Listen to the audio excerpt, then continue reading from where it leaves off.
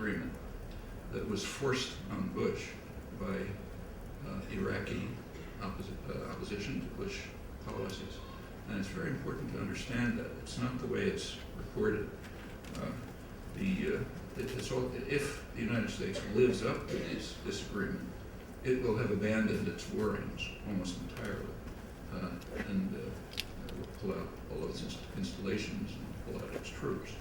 Now, Obama has indicated that he's going to do that, but with enough hedging so that you can't really be sure it's going to be a struggle.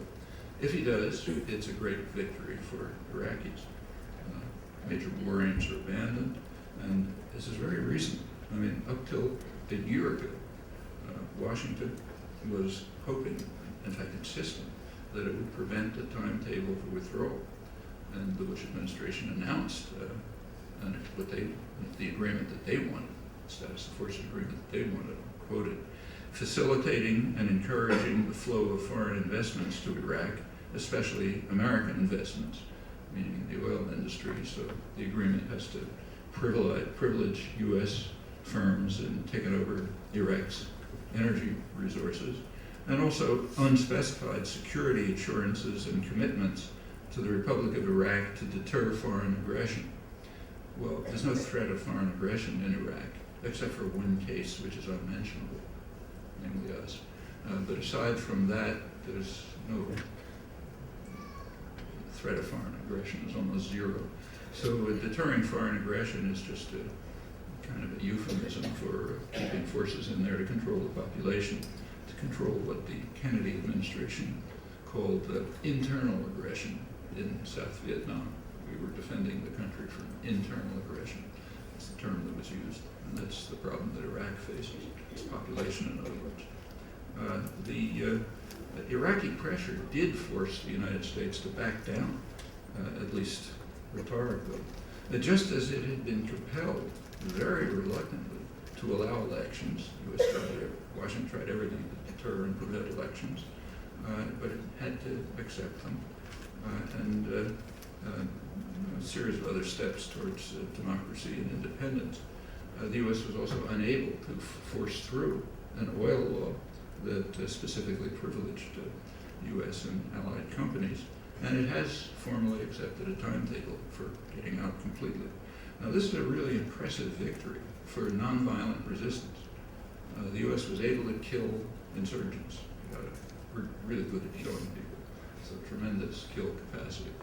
On the other hand, there's no way really to deal with hundreds of thousands of people demonstrating in the streets. You can't kill them all. And if this continues, it becomes effective, and it was effective.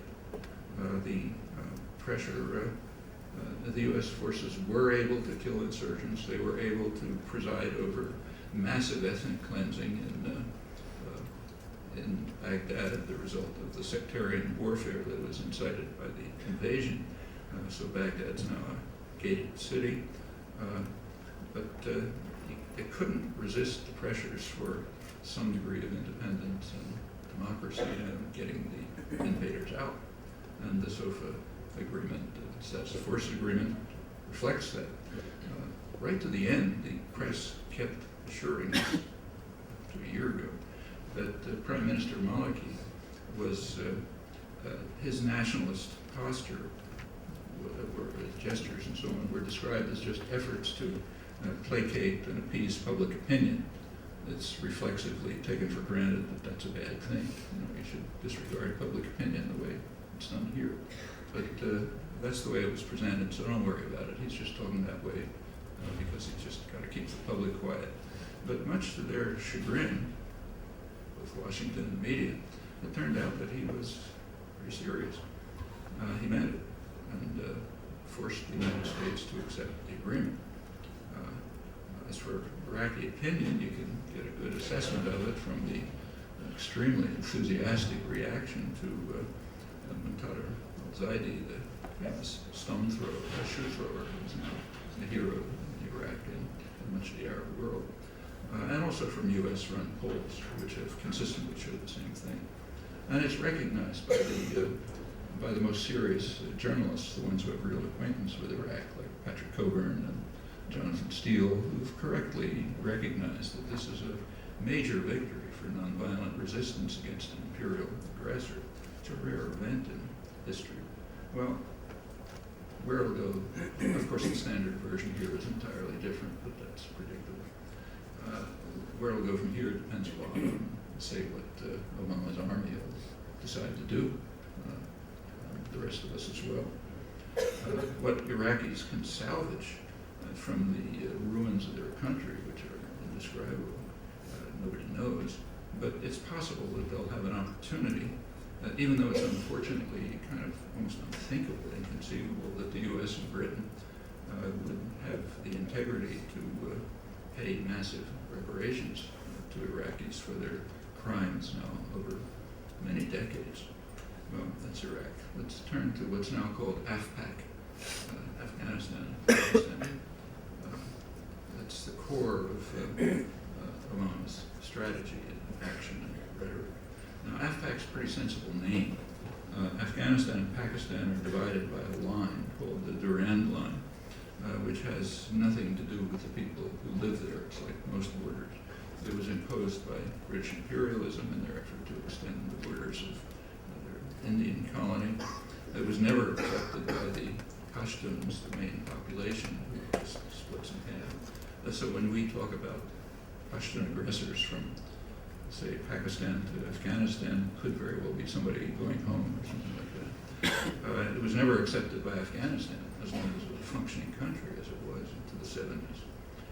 So it's just a residue of British imperialism and the 19th century Great Game, as it was called, when the Russian and the British empires came into conflict over jockeying for control of the region. It's a strategically placed country, and much unfortunately for the Afghans, who fought off all invaders and are doing so now.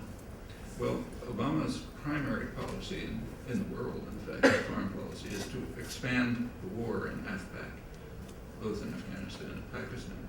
Well, that's actually escalating Bush strategies that were initiated in 2004. He's carrying them forward. And he also wants to bring in NATO more significantly. Well, that does raise a question, like what's NATO? NATO, there was a pretext, you can believe it or not, but there was at least a pretext for the existence of NATO up until about 1990, namely that it was to deter a hypothetical Russian invasion of Western Europe. Well, the pretext was gone and the Soviet Union collapsed. So what happened? Well, NATO immediately expanded, was given new functions. There was an agreement with Gorbachev that NATO would not. First,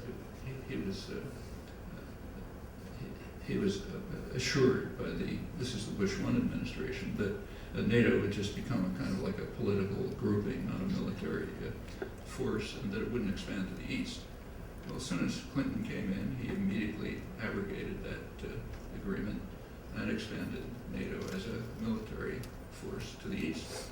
It's a serious threat to Russian security. You have to remember that Germany alone had practically wiped out Russia several times in the last century, and now a unified Germany was rearmed totally, without contrary to the agreement, was part of a military alliance led by the world's most hugest superpower in history. So that's a threat. Clinton extended it, of course, led to tensions, which did go even more. What about Obama? Well, he has a national security advisor,